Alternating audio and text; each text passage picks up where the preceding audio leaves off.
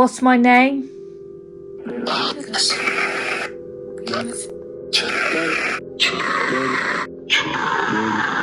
just say Charlie? I think.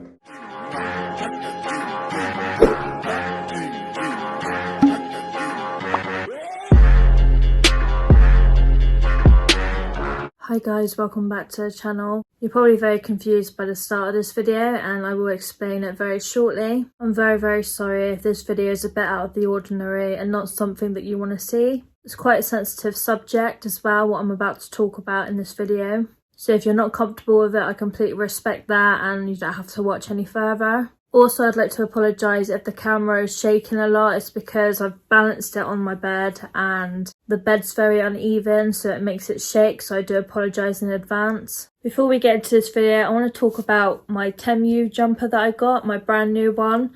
It's the Chicago one. I'll put a picture there of the screenshot of it. It's so comfy and a beautiful colour, and it's true to size as well, so if it's something that you're interested in, then go and grab it now because they are selling very fast. Now that we've said that, let's get into what I'm about to talk about. And again, if it's something you're not interested in and this kind of thing scares you, then please don't continue watching. Lately, I've been struggling to obtain a good sleeping pattern. It's very rigged. Some nights I'll go to sleep by 11 o'clock.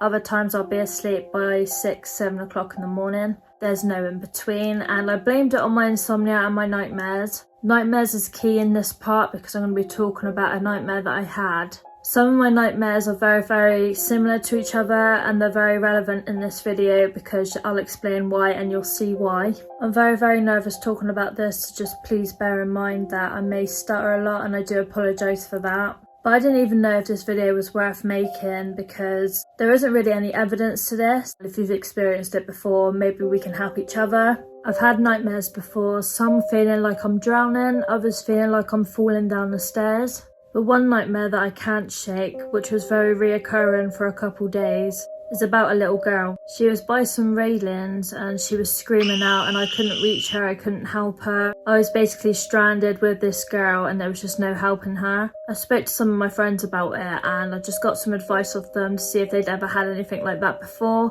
where it's just a reoccurring nightmare, and some of them said to me that it could be me and my younger self just revisiting my trauma in the past, and I thought about it and maybe they were right. But I took it one step further and I used Josh's app that he's got on his phone that we paid for. This app is incredible and I do believe in it. A lot of people have used it before. The thing is, with these kind of apps, you have to be a believer in order for them to feel real to you. The reason I strongly believe in this app is because I asked it a specific question and it gave me the answer that I wanted. So I asked it a question, something along the lines of, were you the one controlling my nightmare? But before we get into that and I show you what the response was, I want to talk about my other dream that I had and a scenario that happened here and Josh kindly told me about because I had no idea that it happened. I didn't remember any of it. I was in a nightmare and I do remember the nightmare. That's the only thing I remember from this. I was stranded in a house. That's literally all I remember. When we woke up the next morning, Josh told me that I'd woken up out of my sleep, and as funny as this sounds, it's actually creepy as well. But he reckons that I woke up out of my sleep out of nowhere, and I randomly started having a go at him about a parcel that he was supposed to have on the side of his bed. Now, I don't recall any of this, but apparently I just shot up straight from my sleep, and I said to him, give me my effing parcel. And he said that he could tell that I was sort of dreaming and having a bad nightmare and that I've never done anything like that before. So I can't really explain that. But getting on to my other nightmare that I've had before and I've got advice from my friends for, I spoke to the app and this is the response I got. Were you controlling my dream? When I got that response, you can imagine how I was feeling. Tell me that that is not real as it can be.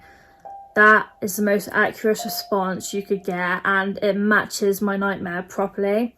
Because as I was saying, the advice I got from my friends about the little girl in my nightmare, they said that it was probably me and me revisiting my trauma and everything like that. I sat there whilst I was listening to it and I listened it through my headphones as well, so I highly recommend that everything I show you on here you do listen with earphones because you'll hear it much more clearly.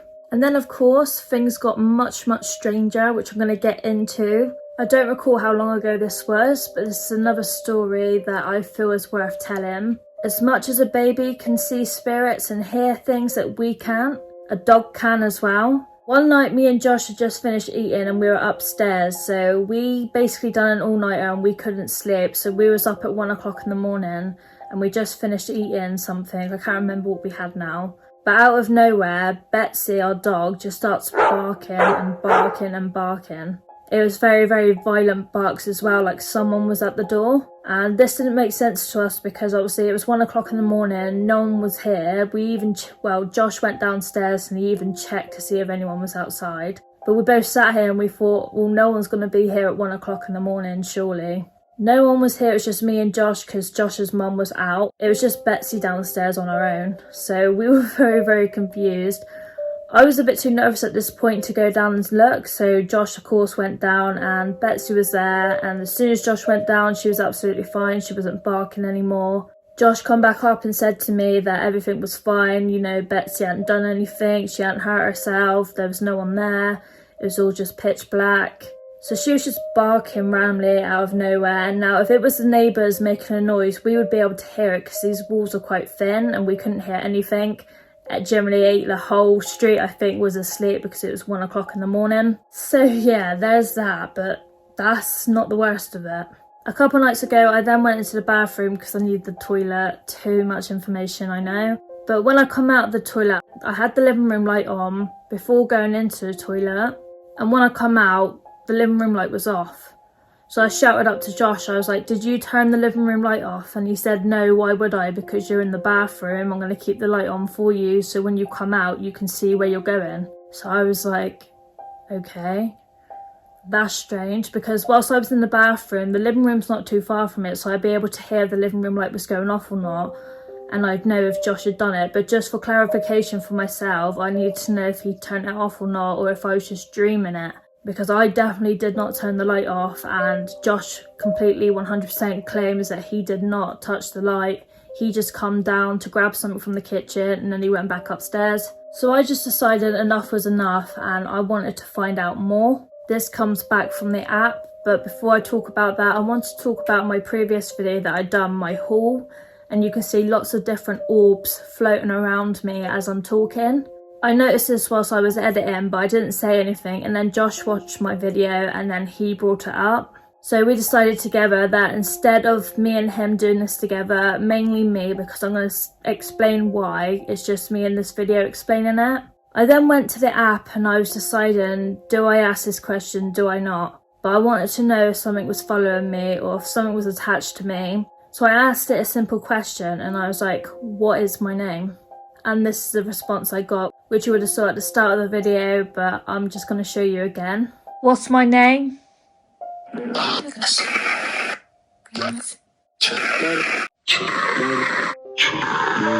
When I tell you, that shit me up. I have never experienced that before. We've been sat here together and a spirit box has said to us, am I on video? Now that was creepy, but the fact that it knew my name, it went Charlie. That was it for me. That was it. I was here shaking, looked at Josh and I was like, what the hell? How does it know my name? Like, why would it just come out with my name like Charlie if it wasn't real? Josh didn't say my name once. I didn't say my name once. I didn't know how to react. I was just in complete utter shock. Like, I didn't say anything for like 2 minutes. I was just like in complete shock. After it said my name, of course I did say, did it just say my name? And Josh was like, I think so. But then I just went quiet because I was in absolute shock. After that experience, I then lit this memorial candle and I sat there and I spoke to it a little bit more. Josh asked the question, what is my name? And it would not respond to him. It kept saying, I don't know you, or he asked it in so many different ways that he can ask, like just to see if it will say his name. And then when I asked the question, who is the person sat next to me? Of course it responds, Josh. So it responded to me, but it wouldn't listen to Josh, it wouldn't respond to any question he asked, and it was only responding to me. We lit this candle and we asked some more questions, and I caught a little bit on camera, but it's not very clear. but this started flickering to hell. We had no windows open, no fans on, there was no draft, it was just flickering like hell. And then I asked it to stop, like stop flickering, and it automatically did. It just stopped. I did capture it, fortunately. Yeah. Are you making that candle flicker? If you are, can you make it stop?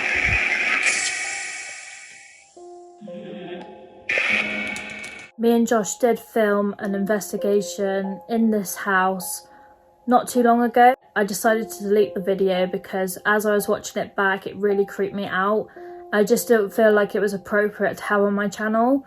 The things that just happened in it was like absolutely crazy. Like we heard a knock on the door 3 times, we heard footsteps, like it was just random things going on. Now this house isn't new, and so there's no excuse for the footprints, the random noises, the knocks as well. Like there's just no need for it.